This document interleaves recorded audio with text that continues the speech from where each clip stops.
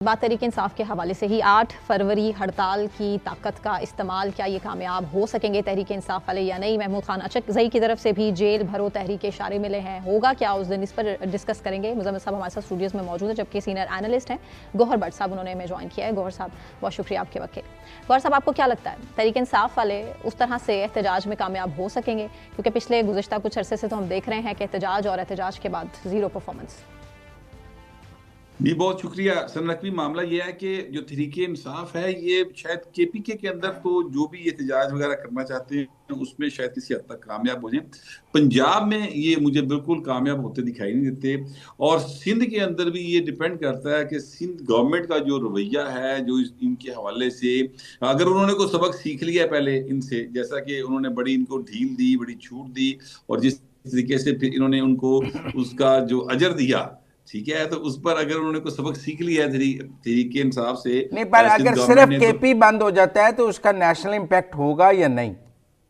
नहीं, अगर सिर्फ केपी बंद हो जाता है तो फिर उसका कोई इंपैक्ट नहीं होगा। नेशनल को तो छोड़ें, फिर कोई भी इंपैक्ट नहीं होगा। उसकी वजह यह है मुजम्मल साहब कि पाकिस्तान तहरीके इंसाफ जो है वो अगर तो केपी तक महदूद रहना चाहती है तो वहां पर भी उनके वो पश्तून एरियाज में सिर्फ उनका इम्पैक्ट रह गया है। अभी आप देखिए इलेक्शन हुआ था, जो जिमनी इलेक्शन, उस इलेक्शन में ये बुरी तरीके से हार गए, तो लिहाजा अब वो पख्तून के अंदर भी जो एरियाज में जो इम्पैक्ट उनका बाकी है वो भी आहिस्ता आहिस्ता खत्म हो जाएगा। वजह यह है कि मैं पंजाबी की एक मिसाल देता हूँ आपको, टिड्डे लोग गोडे के नहीं होंगे। ये वहां के लोग जो हैं वो रोटी के लिए परेशान हैं, वहां पर अमनो मान की सूरत हाल कोई नहीं, वो इलाज 8 फरवरी को लाहौर में तो बसंत है, पंजाब तो फिर बसंत मना रहा होगा। जी जी, 8 फरवरी को सिर्फ लाहौर में बसंत नहीं है सर, बसंत पहले सवाए लाहौर के बाकी पूरे पंजाब में होती थी, तो अब 8 फरवरी को मैं ये समझता हूँ पूरे पंजाब में हो रही होगी, गुजरांवाला भी होगी, सियालकोट भी होगी, गुजरात भी होगी, बाकी लेकिन फोकस बाहर लाहौर होगा। अच्छा, आपको क्या लगता है ये जो 2 दिन का धरना हुआ सोहेल अफरीदी साहब का, पहले अडियाले के बाहर और फिर सुप्रीम कोर्ट के बाहर, इससे तहरीक इंसाफ को फायदा हुआ, नुकसान? देखिए, इस तरह के धरने से तो बेहतर था ना ही करते।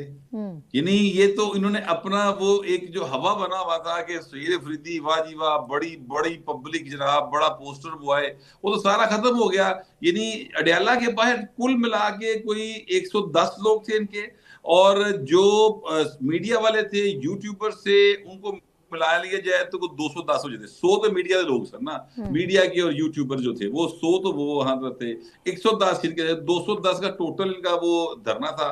फिर रात को अचानक इनको कोई व्हाट्सएप कॉल आई है, और उसके बाद उन्होंने धरना खत्म किया और चले गए। फिर अगले रोज जो है वो इन्होंने जो सुप्रीम कोर्ट में धरना दिया, उसमें भी आप कह सकते हैं वो तो चलो चिट्टा दिन चढ़े आसी ना, उससे सारी दुनिया देख रही थी कि कितने लोग हैं, तो भी आप देख ले कितने के लोग थे। तो ये एक्चुअली सारी की सारी जो इनकी स्ट्रेटेजी है वो हर लिहाज से नाकाम होती चली जा रही है, क्योंकि मुजम्मल साहब ये जो बात नहीं समझ पा रहे, जो इनके ख्याल में बात और तरह से ये देख रहे चीजों को, सिचुएशन जो है वो ये है कि सियासत कर रहे हैं। अगर तो ये कोई इनकलाब लाने की कोशिश कर रहे हैं तो वो एक अलग बात है, लेकिन ये इनकलाब आ नहीं सकता इनका इस तरह से। एक्चुअली ये सारी की सारी सूरत हाल जो है, आप कह रहे हैं 8 फरवरी के बाद लॉन्ग मार्च की कॉल होगी, 8 फरवरी को देखा जाएगा और उसके बाद लॉन्ग मार्च की कॉल है। देखिए, ये कई कई बार कॉल्स दे चुके हैं, ये कई बार धरने दे चुके हैं, कई बार ये लॉन्ग मार्च कर चुके हैं। मैं आपसे गुजारिश करूं, मेरे जाती जो इंफॉर्मेशन भी है थोड़ी सी और मेरा ख्याल भी है, वो ये है कि 8 फरवरी एक्चुअली 9 मई 2 करने जा रहे हैं। इनका ये ख्याल है कि इस तरीके से ये एक ऐसी सूरत पैदा करेंगे। और मुजम्मल साहब प्लीज इस बात को जिम्मे रखिएगा, जो बलोचिस्तान में जिस तरह से बीएलए हमले कर रहा है, और जो इनके यूट्यूबर्स और इनके जो कीबोर्ड वॉरियर्स जिन्हें इमरान खान कहा करते थे, वो जो गोदी मीडिया इंडिया का, उनको जिस तरह से यहाँ पर उनकी चीजों को यहाँ पे प्रमोट किया जा रहा है एक्स के ऊपर और फेसबुक के ऊपर, मुझे ये दोनों मुद्दे और यूथिये मिले हुए लगते हैं पाकिस्तान के खिलाफ। ये बहुत बड़ी बात कर रहे हैं गौर साहब, के साथ ये बात कह रहा हूँ, बहुत बड़ी बात कर रहे हैं आप, ये बहुत, ये कोई छोटी बात नहीं है। अब लेकिन बलूचिस्तान की सूरत हाल यकीनन कशीदा है, मैं उस बात से आपकी जरूर एग्री करता हूँ, लेकिन आपको लगता है 8 फरवरी को बलूचिस्तान में मुकम्मल हड़ताल हो जाएगी?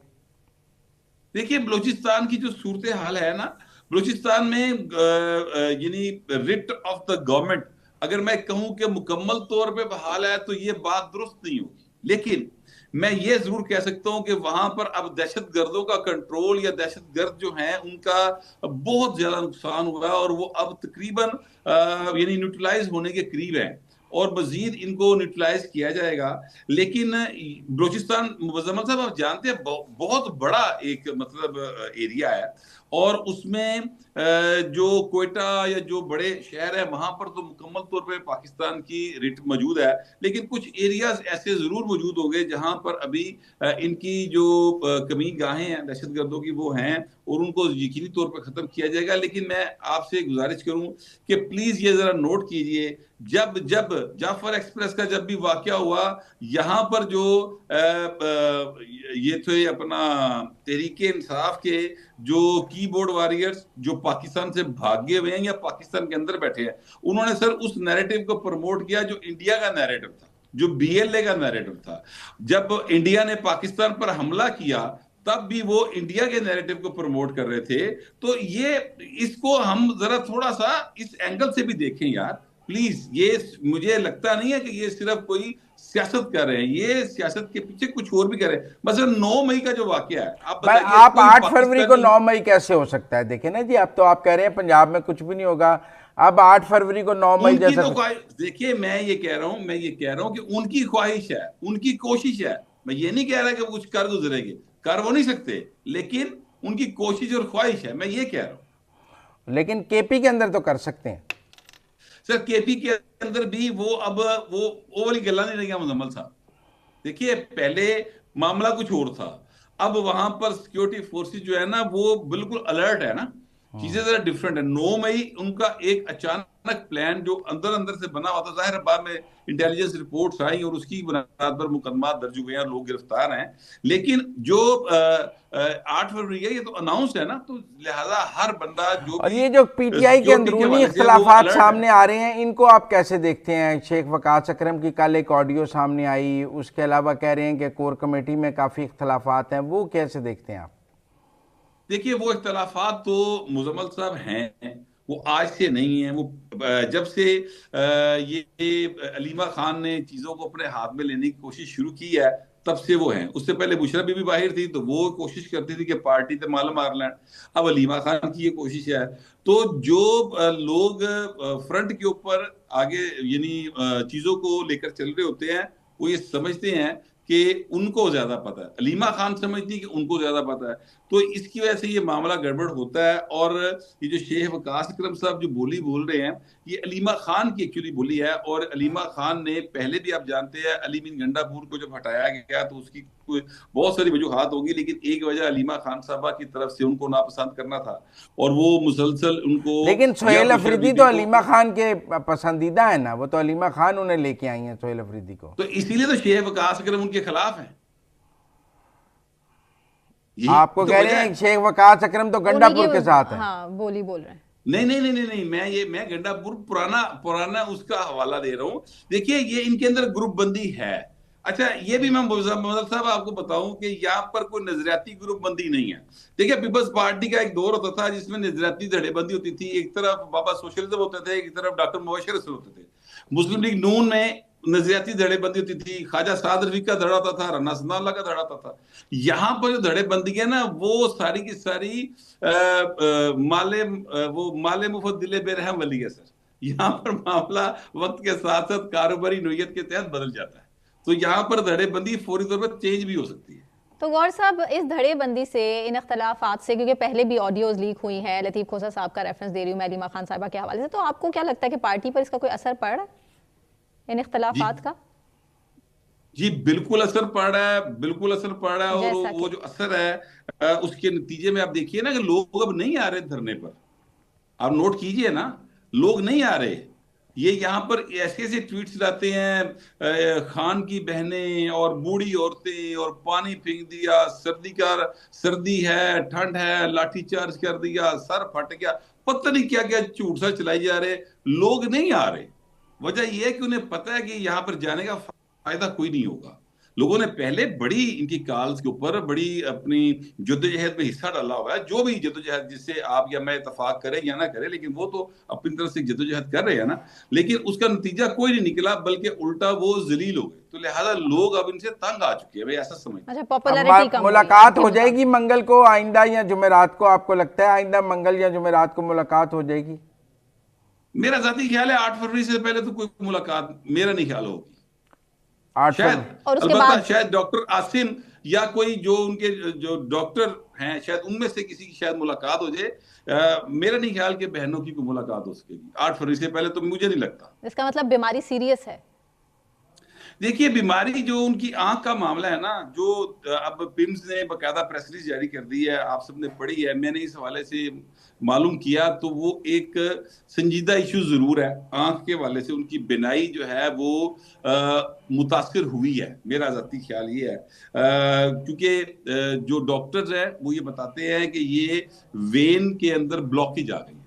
तो मुबशर ये बिल्कुल मुजम्मल साहब, ये वैसी ब्लॉकेज है जैसे हार्ट में वेन में ब्लॉकेज आ जाती है, तो वो वहां पे तो स्टेंट डाला जा सकता है।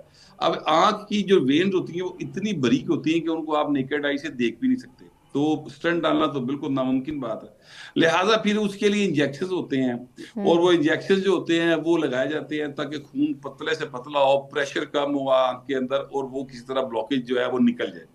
अब अल्लाह करे कि वो निकल जाए। सच्ची बात यह है कि ये एक बहुत बीमारी जो किसी की भी हो सर, वो उसका उस पर हमदर्दी करनी चाहिए। ये अलग बात है कि तहरीक इंसाफ वाले जो हैं, आपको याद होगा बेगम कुलसूम नवाज बीमार थी, तो ये उनके जो जहां पर वो एडमिट थी उस हॉस्पिटल में, उस फैसिलिटी में एंटर हो गए थे और वहां पे नारेबाजी किया करते थे। आपको याद होगा, ये बातें ज्यादा पुरानी बात नहीं है। इसी तरह मियां नवाज शरीफ साहब बीमार थे, उनको हार्ट का प्रॉब्लम था, तो इनको उनका इलाज नहीं करवाया गया था। फिर जब बहुत ज्यादा प्रेशर पड़ा और ऑर्डर आया कोर्ट का, तो उसके बाद उनको पीआईसी लेकर गए थे और पता चला था कि उनको 2 बार हार्ट का प्रॉब्लम इस दौरान हो चुका है। तो ये तो अभी इमरान खान साहब को शिफ्ट किया जा सकता है, इसके चांसेस है? नहीं, मेरा नहीं ख्याल चांसेस इस चीज के लिए। देखिए, जो बीमारी बताई जा रही है उसमें शिफ्ट करने की जरूरत नहीं है। उसमें इंजेक्शन लगना है हर महीने में 1 बार, और इनकी आंख का प्रेशर चेक होना है। उसके लिए एक छोटी सी मशीन होती है, वो हॉस्पिटल में वहां पे यानी जेल में रखी जा सकती है, और एक आई सर्जन वहां पे उनकी जाके चेकअप कर लेगा रोजाना या हफ्ते में 2 बार कि उनकी आंख का प्रेशर कैसा जा रहा है। सारा दिन में उन्होंने 2-3 उनको कोई आई ड्रॉप्स दिए होंगे, वो आई ड्रॉप्स डालेंगे जो भी सजेस्ट किया होगा डॉक्टर ने, तो वो ये काम है। इसके लिए कहीं हॉस्पिटल शिफ्ट करने की या घर शिफ्ट करने की जरूरत नहीं है। ठीक है, बहुत शुक्रिया गौर साहब।